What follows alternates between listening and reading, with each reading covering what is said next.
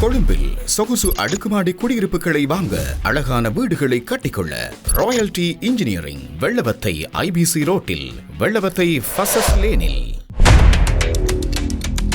உலகின் மிக முக்கியமான கடல் வர்த்தக பாதையான ஹோர்மூஸ் நீரிணை மீண்டும் உலக நாடுகளின் கவனத்தை ஈர்த்துள்ளது. வணிக கப்பல் மீது நடத்தப்பட்ட ட்ரோன் தாக்குதல், அதனைத் தொடர்ந்து அமெரிக்காவின் பதிலடி, ஈரானின் கடும் எச்சரிக்கை, இஸ்ரேல் லெபனான் புதிய ஒப்பந்தம், ஹோர்முஸ் நீரிணை வழியாக பயணம் செய்து கொண்டிருந்த சிங்கப்பூரில் பதிவு செய்யப்பட்ட எவர் லவ்லி என்ற வணிக கப்பல் மீது ஈரான் ஆளில்லா விமானம் அதாவது ட்ரோன் மூலம் தாக்குதல் நடத்தியதாக தகவல்கள் வெளியாகியிருந்தன. இந்த தாக்குதலுக்கு பிறகு அமெரிக்கா உடனடியாக தனது இராணுவ நடவடிக்கையை தொடங்கியது. ஈரானின் ஏவுகணை சேமிப்பு மையங்கள், ட்ரோன் தளங்கள் மற்றும் கடற்கரை ரேடார் கண்காணிப்பு நிலையங்கள் மீது அமெரிக்க படைகள் கடுமையான தாக்குதலை நடத்தியதாக தெரிவிக்கப்பட்டிருக்கிறது. இந்த நடவடிக்கை குறித்து அமெரிக்க மத்திய கட்டளை அதாவது சென்டாம் வெளியிட்டுள்ள அறிக்கையில், சர்வதேச கடல் போக்குவரத்தின் பாதுகாப்பை உறுதிப்படுத்தவும், வணிக கப்பல்கள் தடையின்றி பயணிப்பதை பாதுகாக்கவும் இந்த தாக்குதல் நடத்தப்பட்டது என்று கூறியிருக்கிறது. ஆனால் இதற்கு ஈரானும் உடனடியாக பதிலடி கொடுத்துள்ளது. ஈரான் புரட்சிகர காவல் படையான IRGC அமெரிக்க இராணுவ தளங்களை குறிவைத்து ஏவுகணை மற்றும் ட்ரோன் தாக்குதல்களை மேற்கொண்டதாக தெரிவித்துள்ளது.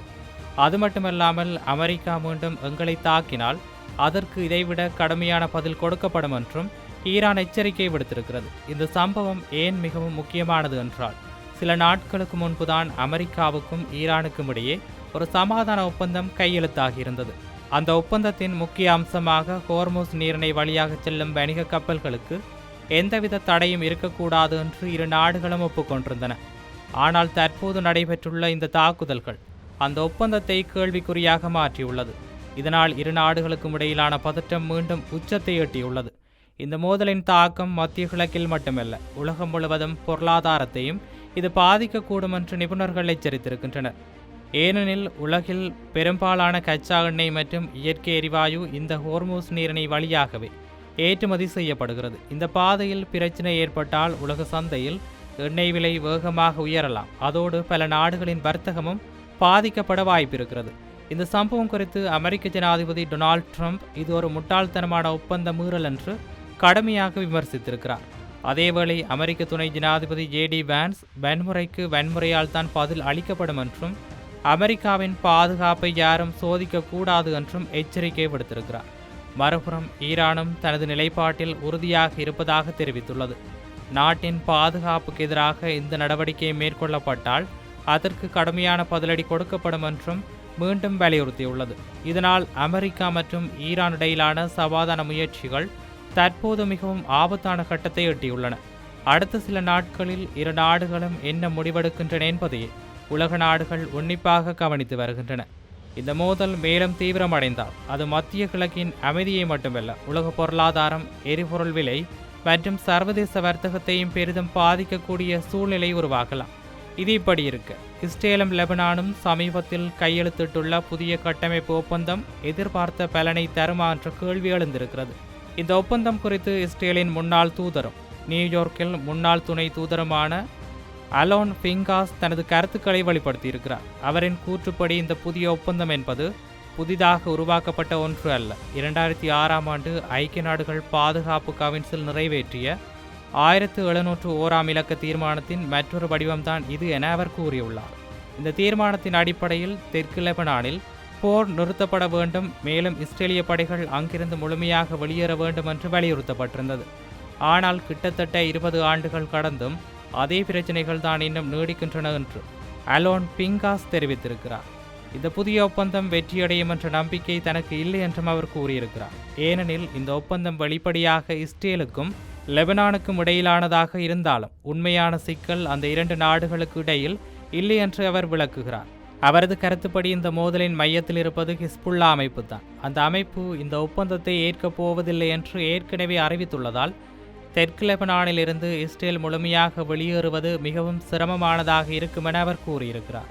மேலும் இந்த ஒப்பந்தம் நடைமுறையில் வெற்றியடைய வேண்டுமெனில் லெபனான் அரசு தனது முழுமையான இறையாண்மையையும் அதிகாரத்தையும் தெற்கு பகுதிகளில் மீண்டும் நிலைநாட்ட வேண்டும். ஆனால் தற்போதைய அரசியல் மற்றும் பாதுகாப்பு சூழ்நிலையில் அது சாத்தியமற்றதாகவே தெரிகிறது என்றும் அவர் தெரிவித்திருக்கிறார். இதனுடன் தற்போதைய சூழ்நிலை 2006 விட மிகவும் சிக்கலானதாக மாறியுள்ளதாகவும் அவர் சுட்டிக்காட்டியிருக்கிறார். அப்போது பிரச்சினை லெபனானை மட்டுமே மையமாக கொண்டிருந்தது. ஆனால் தற்போது லெபனானில் நடைபெறும் ஒவ்வொரு நிகழ்வும் ஈரான் மற்றும் அமெரிக்காவுக்கு இடையிலான உறவுகளுடனும் பிராந்திய அரசியல் மாற்றங்களுடனும் தொடர்புபட்டதாக பார்க்கப்படுகிறது. இந்த நிலையில் இஸ்ரேல் பிரதமர் பெஞ்சமின் நெதன்யாகு ஈரானுடன் தொடர்புடைய எந்த அழுத்தத்திற்கும் இஸ்ரேல் அடிபணியாது என்றும் தேவைப்பட்டால் லெபனானில் தன்னை தற்காத்துக் கொள்ளும் நடவடிக்கைகளை தொடர்ந்து மேற்கொள்ளும் என்றும் தெரிவித்துள்ளதாக அலோன் பிங்காஸ் குறிப்பிட்டிருக்கிறார். இதனால் புதிய கட்டமைப்பு ஒப்பந்தம் அமைதிக்கான பாதையை உருவாக்குமா அல்லது மீண்டும் பழைய மோதல்களையே தொடருமா என்பது குறித்து சர்வதேச அளவில் பல்வேறு கேள்விகள் எழுந்திருக்கின்றன. இது இப்படி இருக்கு, ஹோர்முஸ் நீரிணையை மையமாக கொண்டு அமெரிக்காவுக்கும் ஈரானுக்கும் இடையிலான பதட்டம் தொடர்ந்து அதிகரித்து வருகிறது.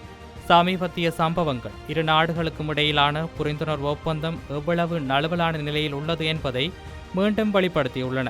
இந்த சூழ்நிலை குறித்து ரோமில் உள்ள அமெரிக்க பல்கலைக்கழகத்தைச் சேர்ந்த அரசியல் ஆய்வாளர் ஆண்ட்ரியா டெஸ்ஸி தனது கருத்துக்களை பகிர்ந்திருக்கிறார். அவரது கருத்துப்படி தற்போது ஏற்பட்டுள்ள பதட்டம் என்பது ஒரு சாதாரண இராணுவ மோதல் அல்ல, மாறாக எந்த நேரத்திலும் சரிந்து போகக்கூடிய மிக நுட்பமான அரசியல் சூழ்நிலையில் வெளிப்பாடாக இது உள்ளது.